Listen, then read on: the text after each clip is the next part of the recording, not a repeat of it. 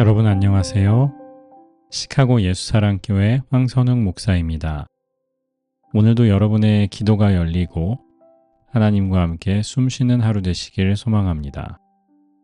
11월 19일 수요일 말씀으로 여는 아침입니다. 오늘 우리에게 주시는 하나님의 말씀은 여호수아서 6장 2절과 3절의 말씀입니다. 주님께서 여호수아에게 말씀하셨다. 내가 여리고와 그 왕과 용사들을 너의 손에 붙인다. 너희 가운데서 전투를 할 수 있는 모든 사람은 엿새 동안 그 성 주위를 날마다 한 번씩 돌아라. 이는 주님의 백성들에게 주시는 주님의 말씀입니다. 하나님께 감사드립니다. 여호수아서를 계속해서 조금씩 읽어가고 있습니다. 오늘은 여호수아서의 어떻게 보면 사실은 클라이막스죠. 여리고성이 무너지는 그 6장에 왔고요. 오늘 말씀은 특별히 여리고성을 어떻게 무너뜨릴지 하나님의 방법이 제시되는 부분이죠. 2절에 이렇게 말씀했습니다. 내가 여리고와 그 왕과 용사들을 내 손에 붙이겠다. 내가 저들을 너희에게 주겠다. 라고 하신 거죠. 그런데 그 다음 절부터 하나님께서 이 전쟁을 하시는 방법이 나오는데요. 뺑뺑이죠, 뺑뺑이. 여리고성에 가서 하루에 한 번씩 한 바퀴를 크게 돌고요. 마지막 날에는 7바퀴를 돌고 소리를 치면 성벽이 무너질 거라고 하십니다. 눈여겨봐야 할 부분이 몇 부분 있는데요. 먼저는 3절에 너희 가운데서 전투를 할 수 있는 모든 사람이 그렇게 해야 한다고 말씀하세요. 군대에도 지금도 전투병과가 있고 비전투병과가 있지 않습니까? 저는 군종병이었어서 비전투병과의 거의 끝판왕이죠. 전쟁이 나면 가장 늦게 죽는 그런 보직을 했었어요.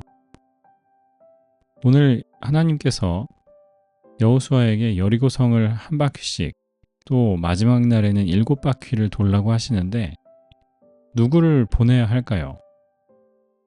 비전투 병과를 보내는 게 맞죠. 군악대라든지 군종병이라든지 이런 사람들을 보내서 사실은 성벽 밑에서 걷는 건데 상대방이 공격을 해올 수도 있는 것 아닙니까? 그렇다고 너무 멀리 떨어져서 돌면 그 돌아야 되는 거리가 길어지죠. 그러니까 성벽 가까이에서 돌 수밖에 없는데 적의 공격이 시작되면 황망하게 끝날 수도 있는 겁니다. 그런데 하나님은 전투병과들을 보내라는 거예요. 전투할 수 있는 모든 사람은 무장한 사람들을 보내라고 하십니다. 이 7일이라는 숫자도 재미있습니다. 어차피 하나님께서 이루시는 일인데 굳이 7일씩이나 할 필요가 있을까요? 하나님이 무슨 길을 모으시는 것도 아니잖아요. 그저 하루에 가서 7바퀴 돌고 소리치면 성이 무너질 거다. 그렇게 말씀하셔도 되는데 하나님은 점진적으로 엿새 동안은 하루에 한 바퀴를 돌고 마지막 날에 7바퀴를 돌라고 말씀하십니다. 이렇게 하시는 이유가 뭐였을까요? 여리고성을 함락시키는 것, 여리고 전투에서 이기는 것이 하나님 때문에 이겼다라는 것을 보여주고 싶으신 거예요. 이스라엘이 이 전투에 이기는 것도 중요하지만 앞으로 지금 이제 시작된 가나안 정복 전쟁을 어떻게 해야 하는가를 하나님은 배우기를 원하셨어요. 그들의 힘이 세서 이기는 게 아닙니다. 뛰어난 장수들이 있고 뛰어난 군사들이 있어서 그런 게 아니에요. 하나님이 함께 하시기 때문에 이기는 겁니다. 하나님이 약속해 주신 그 땅이기 때문에 그 땅을 차지하는 겁니다. 하나님은 이 여리고 성 전투를 온전히 받으시기를 원하셨습니다. 무슨 말이냐면 하나님의 뜻대로 되었다는 것, 하나님의 능력으로 되었다는 이 사실을 정말 분명하게 보여주고 싶으셨던 것 같아요. 그래서 성이 무너지는 방식도 굉장히 이상하죠. 전쟁을 진짜로 하는 게 아니라 하나님이 하신다는 것을 분명하게 드러낼 수 있는 방법으로 시작되고요.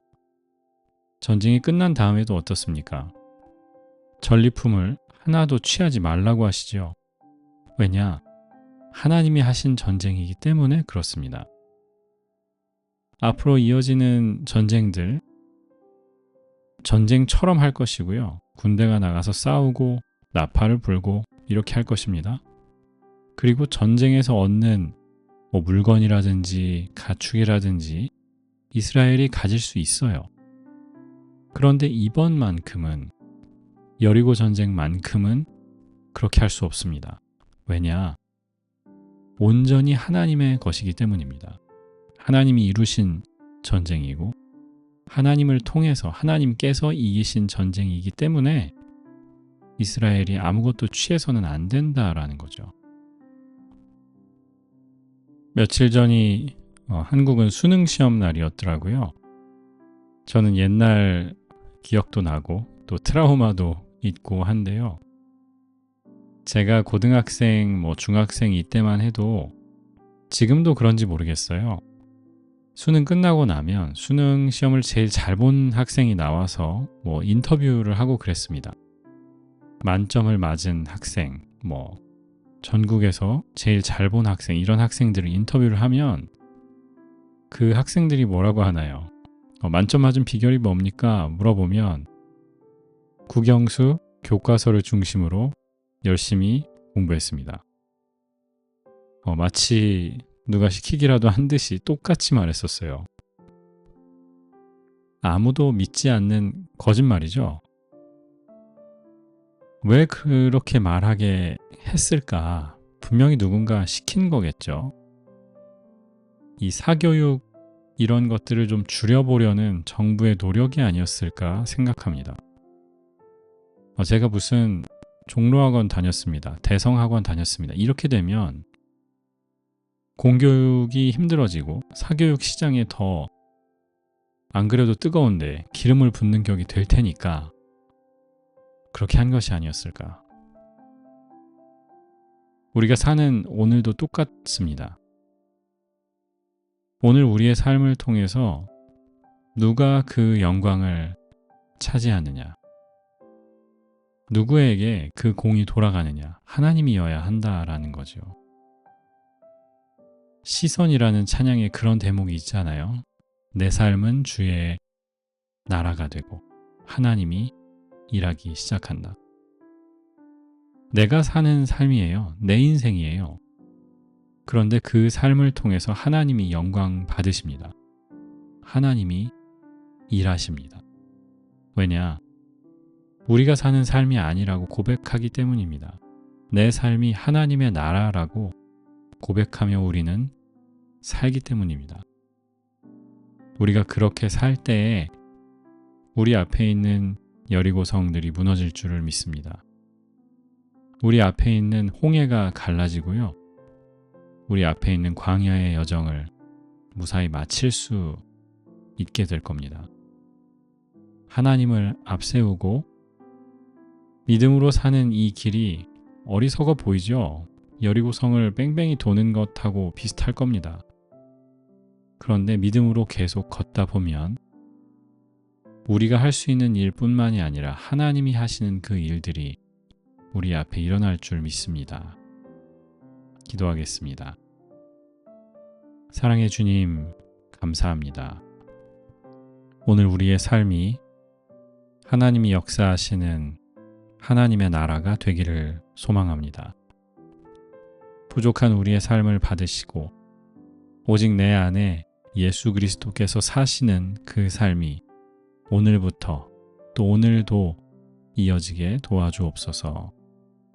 주님의 역사를 바라보기를 소망합니다. 우리 앞에 여리고 무너뜨려 주시고 우리 앞에 적들이 쓰러지게 하시고 우리가 기도하는 여러 가지 것들이 풀어지게 주여 도와주옵소서. 예수 그리스도의 이름으로 기도합니다. 아멘.